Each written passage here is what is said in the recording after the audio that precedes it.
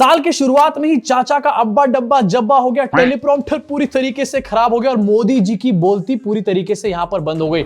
अब देखो, टेलीप्रॉम्प्टर खराब होना कोई बड़ी बात नहीं, ये एक टेक्निकल ग्लिच है, किसी के भी साथ हो सकता है। लेकिन द ग्रेटेस्ट ओरेटर का टेलीप्रॉम्प्टर खराब होना और उसके बाद द ग्रेटेस्ट ओरेटर कुछ ना बोल पाना, ये बहुत बड़ी बात है। एक बहुत बड़ा लीडर जो होता है उसकी सबसे बड़ी क्वालिटी क्या होनी चाहिए? उसको अच्छा बोलना आना चाहिए। लेकिन मोदी जी के पास वो क्वालिटी नहीं है, लेकिन मोदी जी फिर भी the great leader, the great orator पता नहीं कहां से बन जाते हैं। आइए इस वीडियो को साथ में देखते हैं। और लोकार्पण करके यहां आया हूं।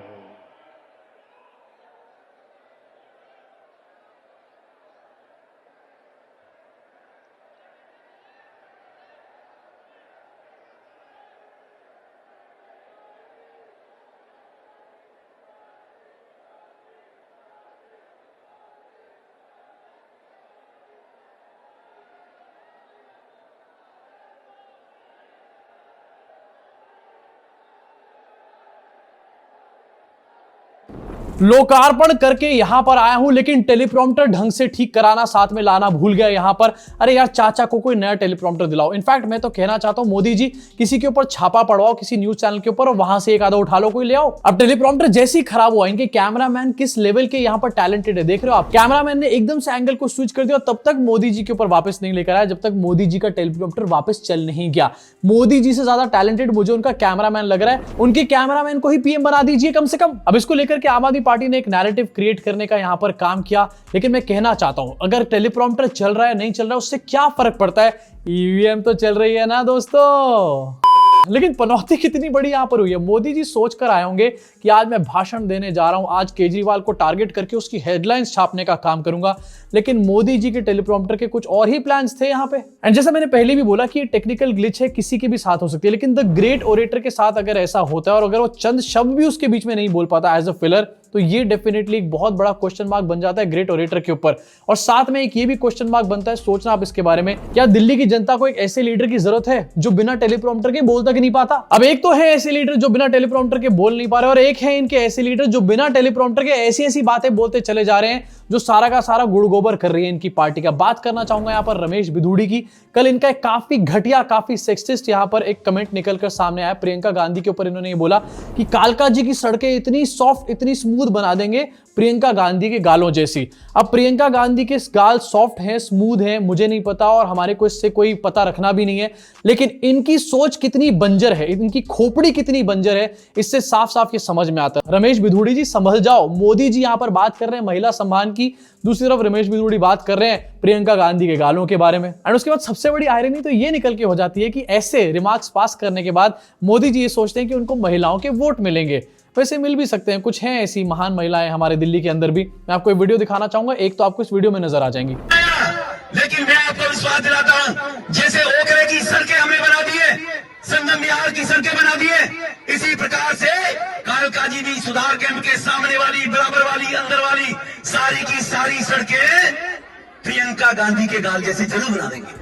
तालियां हो जाए भाई साहब इनकी सोच के लिए। वाह वाह, क्या सोच है। मोदी जी कहां से ढूंढ करके लेकर आते हैं ऐसे लोगों को। अब इनकी बंजर सोच तो यहां पर नजर आ रही है, लेकिन इसके साथ जो इनके पीछे महिला खड़ी है वो भी साथ में हंस रही है। एक बार एडिटर साहब जरा दोबारा दिखाओ किस तरीके से जो साइड में खड़ी महिला है ये रमेश बिधूड़ी के सेक्सिस्ट रिमार्क के ऊपर हंसी ठट्टे मार रही है, जैसे अब क्या बढ़िया बात बोल दिया भैया, कितनी अच्छी बात बोली है, महिलाओं को सम्मान इसी से तो मिलने वाला है। अब इस पूरे कांड के बाद क्या होना चाहिए था? इसके बाद मोदी जी को भी सामने आना चाहिए था और बांसुरी स्वराज को सामने आना चाहिए था, जो कि महिलाओं के हक की हर जगह आवाज उठाती है सामने। यहां पर पता नहीं कहां गायब हो गई। या फिर इन भाई साहब को सामने निकलकर माफी मांगनी चाहिए थी, लेकिन इन्होंने माफी नहीं मांगी। इन्होंने यहां पर दलीलें पेश करनी शुरू कर दी। भाई सच में इस आदमी के दिमाग में ऐसा लगता है ये बंजर है, ये बिल्कुल दिमाग के ऊपर, इसलिए मैं ऐसी बात बोल रहा हूं। अबे लालू जी ने अगर गलत किया था तो तू भी गलत करेगा क्या? और वोट ये कहकर मांगे थे कि लालू जी ने जो किया था हम भी वही काम करेंगे। वोट ये कहकर मांगे गए थे एट द फर्स्ट प्लेस कि हम चेंज लेकर के आने वाले हैं। ऐसे चेंज आएगा लालू जी को कॉपी कर करके? अब इस आदमी ने माफी वगैरह कहीं पर नहीं मांगी। शाम तक एक और इसका स्टेटमेंट निकल के सामने आ गया और इस बार यहां पर इन्होंने आतिशी को टारगेट किया। दिल्ली की सीएम को टारगेट कर रहा है आदमी। ये कहा आतिशी के लिए कि आतिशी ने बाप बदल लिया। ये बात 4 लोगों के सामने या फिर अपने घर वालों के सामने तुम बोल के दिखा दो, अपनी मम्मी के सामने तुम बोल के दिखा दो, मम्मी तुम्हारे को एक चांटा मार देंगे। लेकिन ये लोग खुलेआम मंच से इन बातों को बोल रहे हैं, उसके बाद लोग इस पे तालियां पीट रहे हैं और इनको वोट भी कर आ रहे हैं। वाह यार, क्या जनता है। अरे ये मार्लिना, ये तो सिंह बन गई भैया, चेहरा ही नाम बदल दिया। केजरीवाल ने बच्चों की कसम खाई थी भ्रष्टाचारी कांग्रेस के साथ नहीं जाऊंगा। मार्लिना ने बाप बदल दिया, पहले मार्लिना थी, अब सिंह हो गई। ये इनका चरित्र है।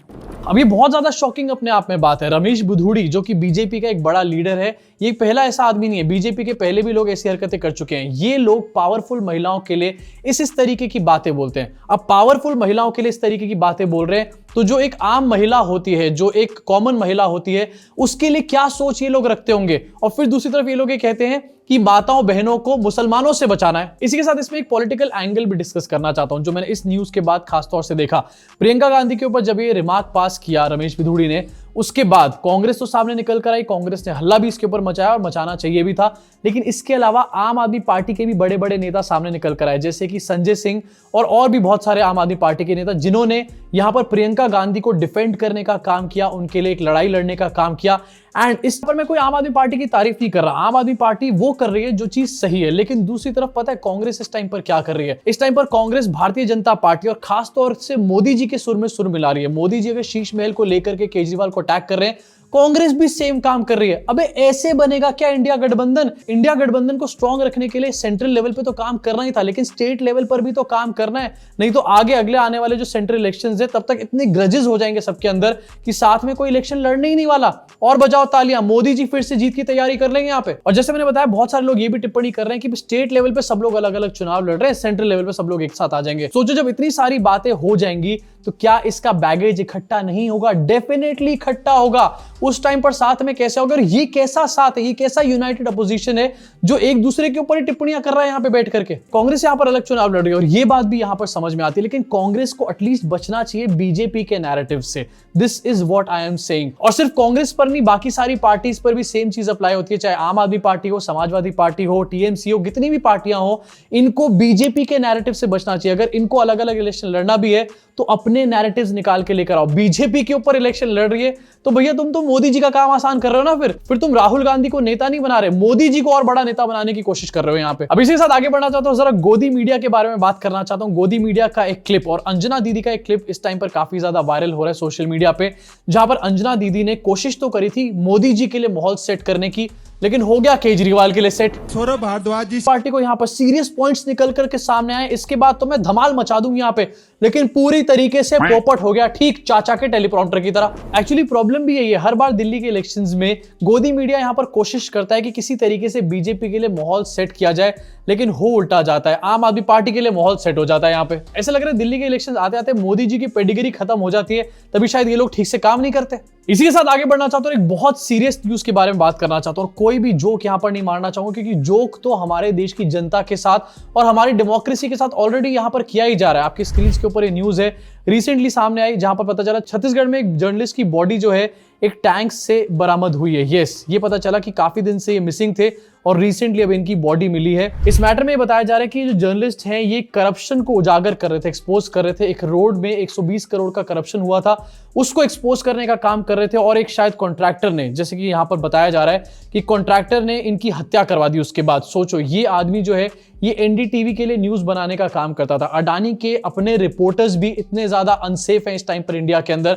और उसके बाद जब प्रेस फ्रीडम इंडेक्स में हमारा देश और नीचे आएगा तो ये कहना शुरू कर देंगे बीजेपी के लोग कि ये तो बाहर की साजिश है इंडिया के खिलाफ, कॉन्स्पिरेसी चल रही है जॉर्ज सोरोस की। अबे सोरोस काय की कॉन्स्पिरेसी करेगा जब तुम्हारे अपने ढक्कन यहां पर बैठे हो तुम्हारे को बदनाम कर रहे हैं। मोदी जी बहुत अच्छी अच्छी बातें करते हैं। मोदी जी ने कहा था कि ना खाऊंगा ना खाने दूंगा, और ये बात बोल के लाखों लोगों को बेवकूफ बना के उन्होंने वोट भी ले लिया।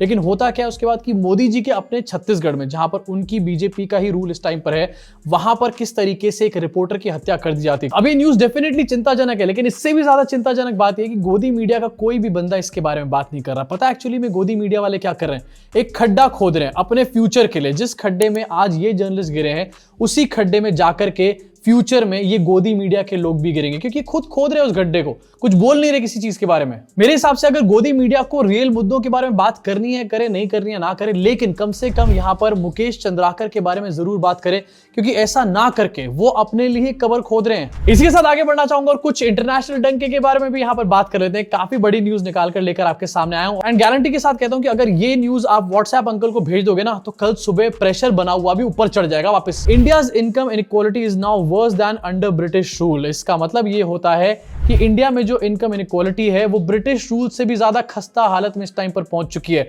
जिस टाइम पर हमारे को आजादी नहीं मिली थी उस टाइम पर भी इतनी इनकम इनइक्वालिटी नहीं थी हमारे देश के अंदर जितनी मोदी जी के राज में। तालियां हो जाए मोदी जी के लिए। अब इसी रिपोर्ट में ये बताया गया कि किस तरीके से इंडिया में 1% लोगों के पास इंडिया की जो नेशनल इनकम है उसका 22.6% है और नेशनल वेल्थ का 40.1% है, जो पूरे वर्ल्ड में किसी भी कंट्री में सबसे ज्यादा यहां पर पाया गया है। अब ये इनकम इनइक्वालिटी जो है कोई आज का मैटर नहीं है, 1980 से लगातार बढ़ता चला जा रहा है, लेकिन यहां पर रिपोर्ट में दिखाया गया कि 2014 से 2023 तक ये बहुत ज्यादा तेजी से बढ़ा है। इनफैक्ट यहां पर एक बिलियनियर राज आ चुका है 2014 के बाद, जहां पर बिलियनियर्स जो हैं वो लगातार बहुत तेजी से और ज्यादा अमीर होते चले जा रहे हैं और देश की जो गरीब जनता है वो वहीं पर खड़ी हो या फिर और ज्यादा गरीब होती चली जा रही है। इसके साथ आपको इस न्यूज को भी रख के देखना पड़ेगा और समझना पड़ेगा कि हमारे देश में बहुत सारे मिलियनियर्स करोड़पति जो हैं वो देश छोड़ छोड़कर बाहर सेटल होने का काम कर रहे हैं। इसका मतलब साफ बनता है कि इनकम इनइक्वालिटी है, उसके बाद अमीर लोग देश छोड़कर जा रहे हैं और हमारा देश जो है एक गरीब आबादी का देश बनने वाला है आगे आने वाले फ्यूचर में। इससे मुझे सिर्फ एक ही बात समझ में आती है, मोदी जी न्यू इंडिया बनाए या फिर ना बनाए,